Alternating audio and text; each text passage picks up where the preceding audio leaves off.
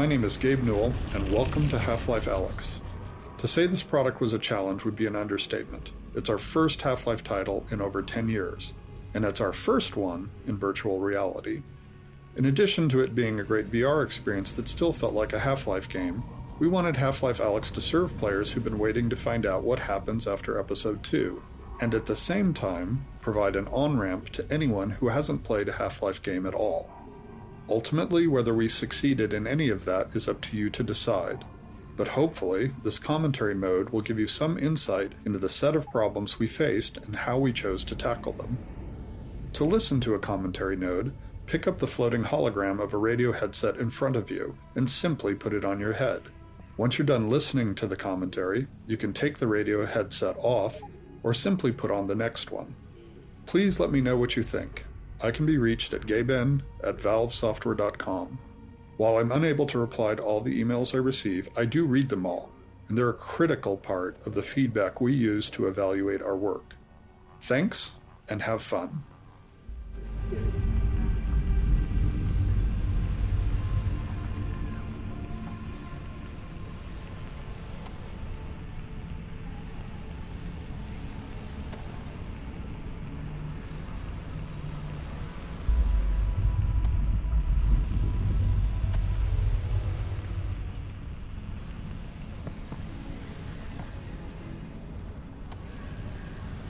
One of the pieces of important information we struggled to convey was exactly when Half-Life Alyx is set within the series timeline. Whilst we tried to reflect it carefully in many of the world details, it was never 100% successful during playtests. Eventually, we decided it was too important to be left to the players to figure out, and so we put it in our opening text crawl. The Citadel's incomplete state did provide us with an early opportunity to reinforce the timeline visually. Half-Life Alyx takes place 5 years before the events of Half-Life 2, in which the towering Citadel represents the Combine seat of power. As we see here, however, early Combine infrastructure is a cluttered mess of cables and unusual structures sprawled all over the city, surrounding the Citadel's construction, and served as a useful indicator of the time frame. We went on to reinforce this impression in other places throughout the following level. Combine architecture tends to be abstract in scale and form, so we included some familiar visual cliches of human construction. The large external scaffolds, some distinction of floor levels, rows of small lights, and the tidying of the silhouette into more structured vertical elements, try and strike a balance between capturing the alien nature of the Citadel whilst grounding its construction in enough familiarity to better understand its size and state. Large, sweeping vistas such as this one proved an interesting challenge in virtual reality. Their distance from the viewer means they don't benefit from stereoscopic vision the way that small close-up objects do. Because of this, the small objects on the balcony often draw the attention of the players before they've even noticed the imposing structure in the distance. If we moved the Citadel too close, it felt absurdly huge and difficult to take in. Yet placed alone on the horizon, it felt two-dimensional and flat. We found the solution in filling the space between the viewer and the distant structure with many scale references. The city itself, huge supply cables leading towards the vanishing point, large repeated Combine buildings, heavy pollution fog, careful lighting, and all the animated elements, especially the helicopter whose sound begins in the fade-in. All these were carefully composed to help draw the attention of the player to the Citadel first, before letting their attention wander to take in the details of the city, and settle ultimately on the inviting items here on the balcony.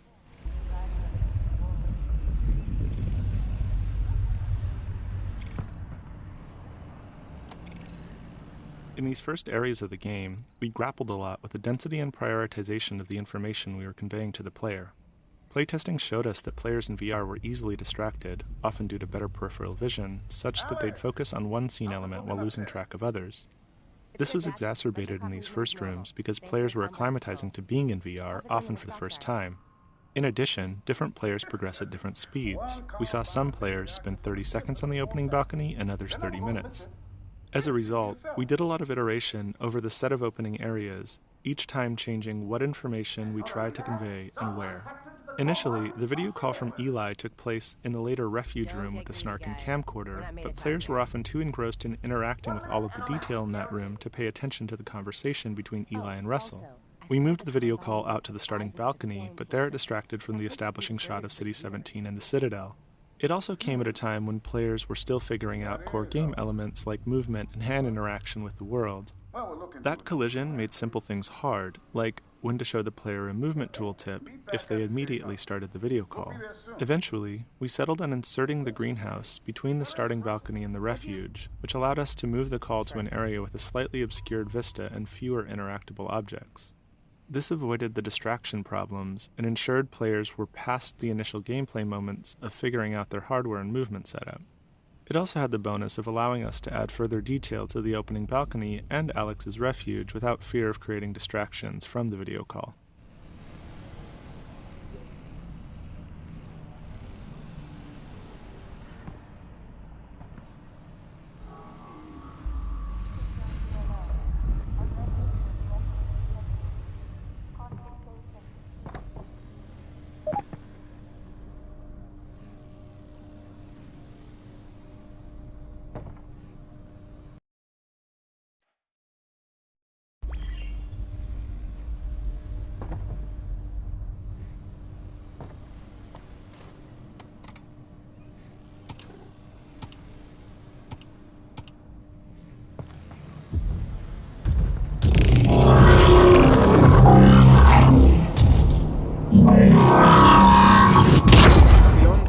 Critical information about the state of the world, the first two levels of Half-Life Alyx also needed to demonstrate some of VR's strengths. Conveying a sense of scale is something VR does much better than flat screens, and our early playtests showed us that nothing quite sold that scale more than seeing a Strider up close. In addition to the visuals, to fully illustrate the scale of a Strider at close range, we needed to do a lot of work on its audio treatment. Players had strong expectations about feeling the weight, power and presence of the Strider through its movements, particularly as it stepped on the balcony the player was occupying. In order to convey this power through sound, we layered multiple sound effects, allowing us to address ranges in the audio frequency spectrum and the temporal nature of those elements separately.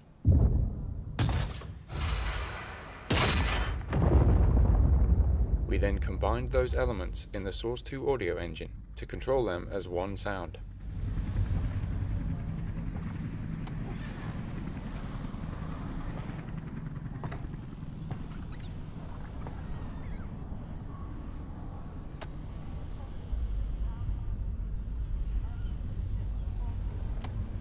This room, internally referred to as Alyx's Refuge, was initially the location where the Eli video call took place. However, once that video call was moved out to the balcony, this room was freed up to solve other problems. In the Half-Life series, we've always tried to ensure that there's generally enough narrative for all players to understand where they're going and why, but for players who slow down and pay attention, there's more detail that can lead to a greater understanding. With the balcony being a place to get familiar with the game's inputs, the greenhouse being where the story kicks off, and the Strider there to surprise players with spectacle, we decided that the Refuge could be a quiet moment for players, where they could discover more narrative detail in the environment. At the same time, it could be a place where they can play around a bit more now that they're acclimated to being in VR. Spending time in the Refuge is meant to bring players into Alyx's role in the Resistance and her place in the world. We wanted it to feel like a real stakeout spot, where Alyx had been cooped up for weeks or months while planning the heist, doing research on the Combine. The camcorder, snark, and whiteboards are all toys that respond to detailed interaction and reward deeper investigation, giving curious players more information about the world of City 17 and what Alyx has been doing in it.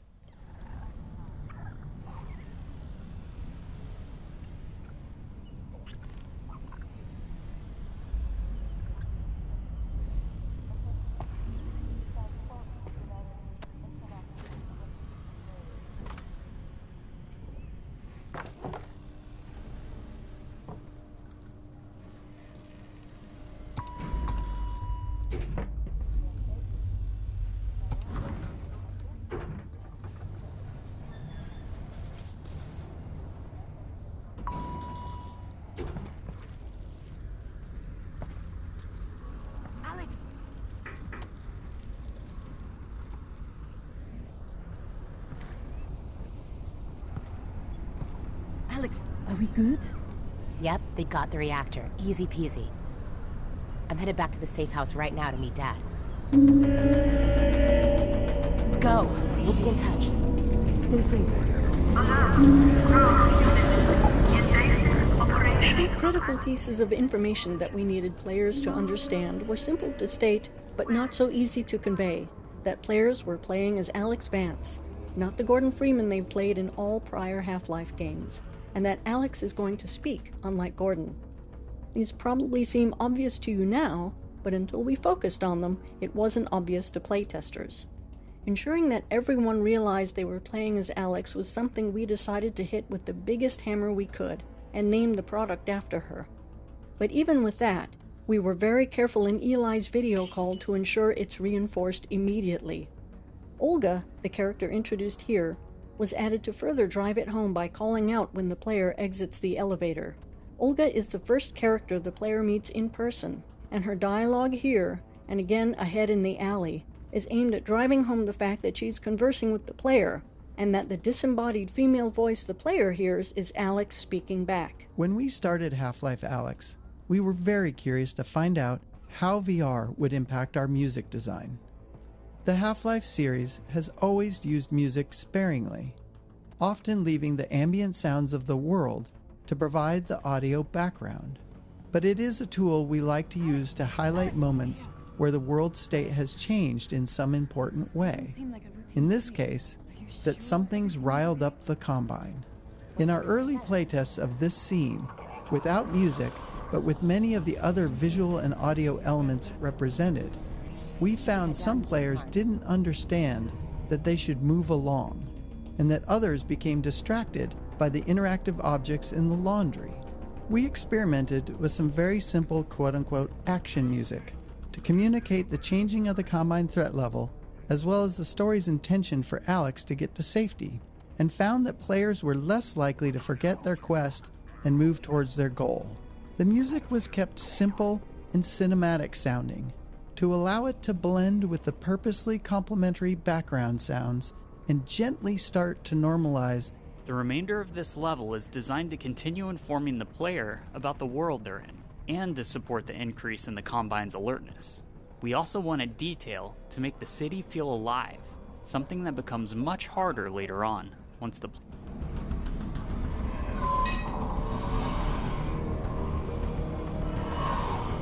remainder of this level is designed to continue.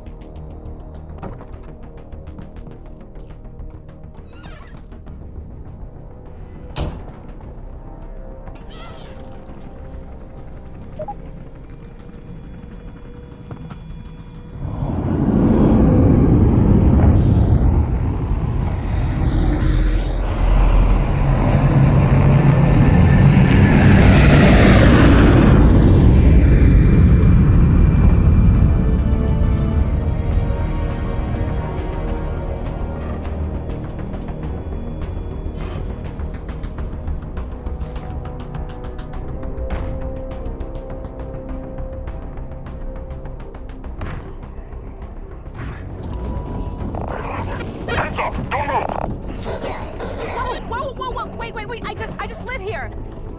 Probably anti-citizen. Get those hands up! Wait, don't shoot!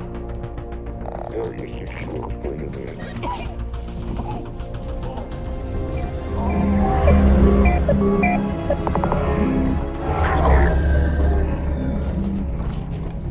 Give us names. Didn't steal anything. We don't care. What did you see? No one! I didn't see anyone! Get around and take a minute. Dad! For two. Hey, wait, no!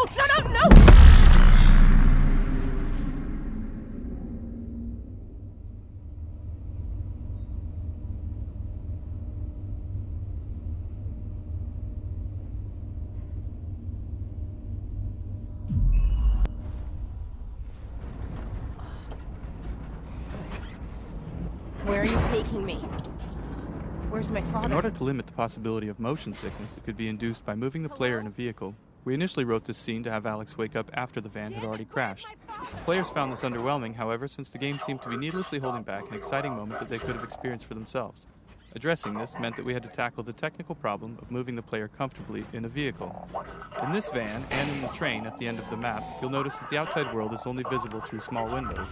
These outside views are necessary to provide motion parallax, but the small window size ensures that the player's field of view is always dominated by the vehicle interior, which is naturally in the player's own frame of reference.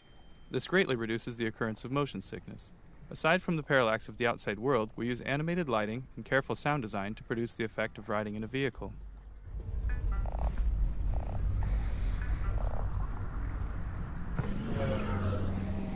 You have been in an accident. Alex, you there? You've got to get moving. Russell?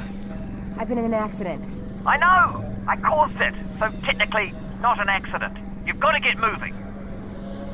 Wait, where's Dad? He's fine. Follow the drone.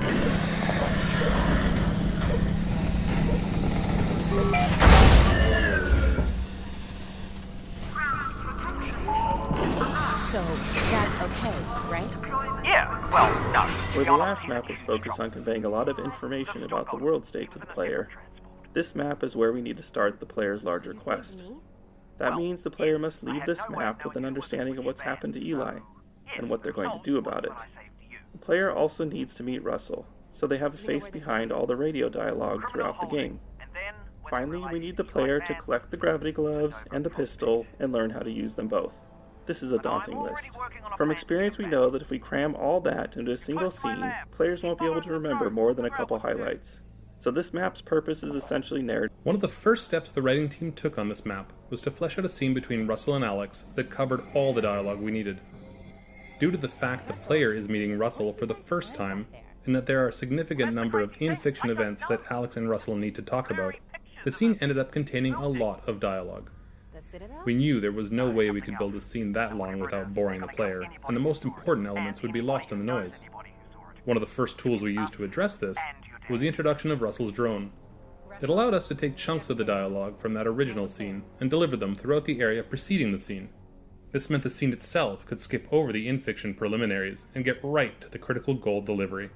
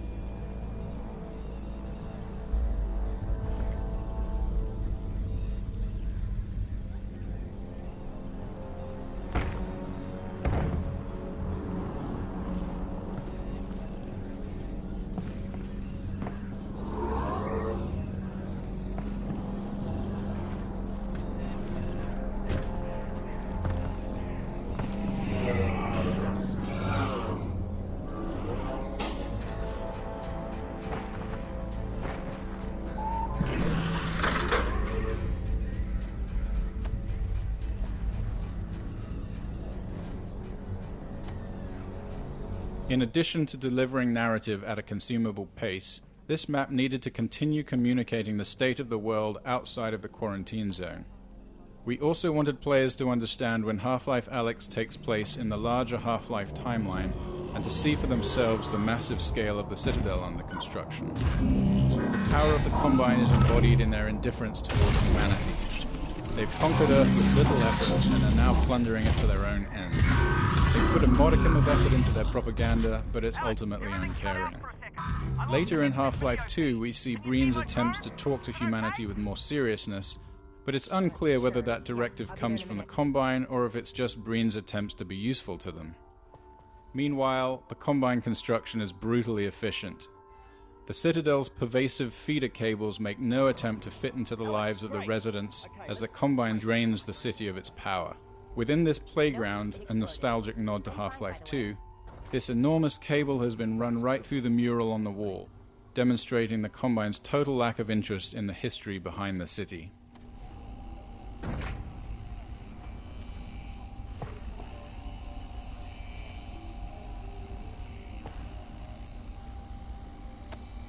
Right from our earliest experiments in VR, we learned that players expect a high level of audio fidelity, even from minute interactions, particularly when the sounds are meant to correspond to clearly observable visuals. For instance, in one of our prior games, it may have been acceptable to use a generic sequence of computer key sounds when Russell was typing. In VR, however, we know that a player can observe the animations very closely, and even put their head right next to Russell's keyboard if they choose. In this case, players would notice a lack of one-to-one correspondence between the key press animation and sound. For Half-Life Alyx, we authored a set of individual key press sounds to be driven by animation. For example, as Russell's fingers animate to press a key, one of these key press sounds is played, resulting in precise synchronization of the animation and sound. Russell. Potentially. Maybe not, though. I mean, they could just drill into his... Stop. Oh, yeah, still your dad. Right, well, what they will do is take him by train from here. This is Eli to Nova Prospect. And if he gets on that train, that's it, right? Not necessarily. Grab something that represents us. Okay, that's you. I thought you said us. Well, one of us, me, will have to stay here for this plan to work. All right, fair enough. Just outside, there's a second train that also leads out of City 17 through the quarantine zone. Okay. Both trains intersect here at Fairview Junction. You take your train, get there before his train, and hack into the controls. That'll let me take over the system. Train comes to a halt, you deal with the Combine situation, and we get your dad. Sounds good. Where's the train I'm taking? Out the back, through the yard. It's decommissioned, but I think I can hack into its controls. Oh, and get yourself a pair of Russells on the way out. Russells? The gloves, Alex. You know, the gravity gloves. I have a few sets through there. You can calibrate them out by the shed. Got it. We can do this, Alex. You got that, didn't you, that I said we could do it? Because we're gonna do it. Yeah, we are. I'm with you every step of the way.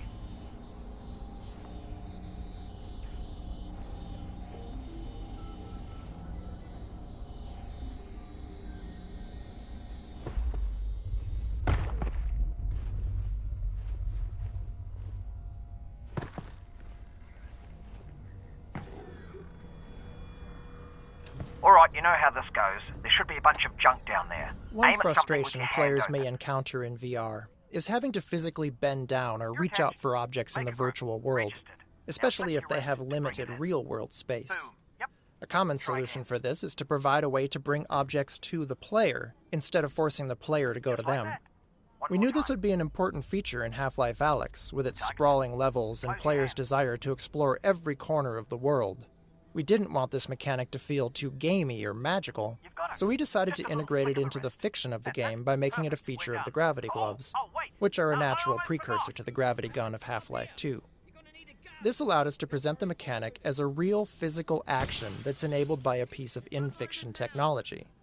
To emphasize the physicality that is unique to the medium of VR, we used a physical gesture to activate the pole instead of a button press, and then required the player to actually catch the object instead of automatically attaching it to the hand. This made the mechanic feel more natural and rooted in the fiction of the game's universe, while allowing the player to feel powerful and accomplished.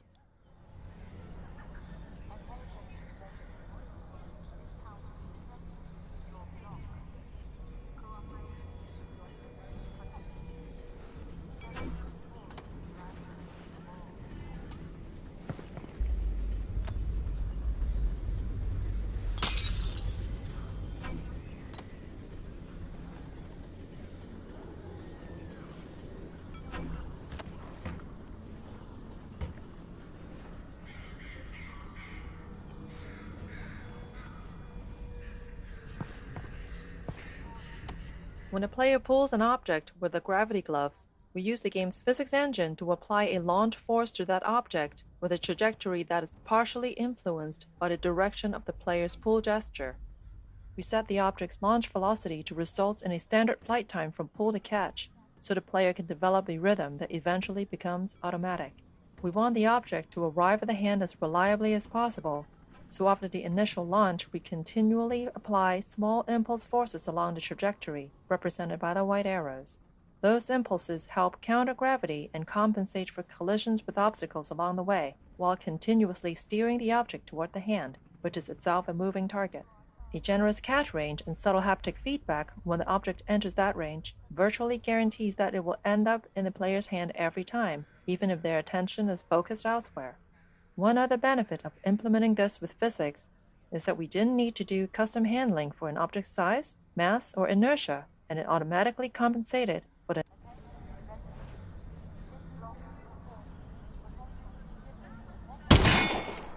Oh, you took care of that lock then. Good. Great. Did have the key for it, but should have given you that. That's on me.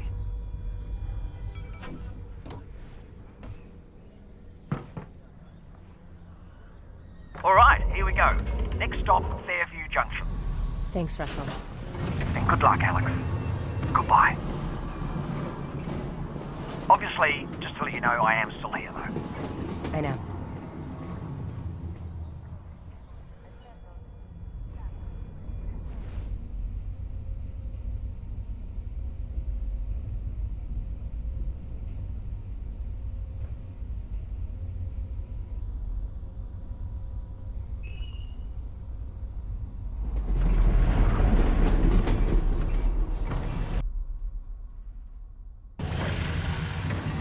Hello, Alex? We might have a problem. Probably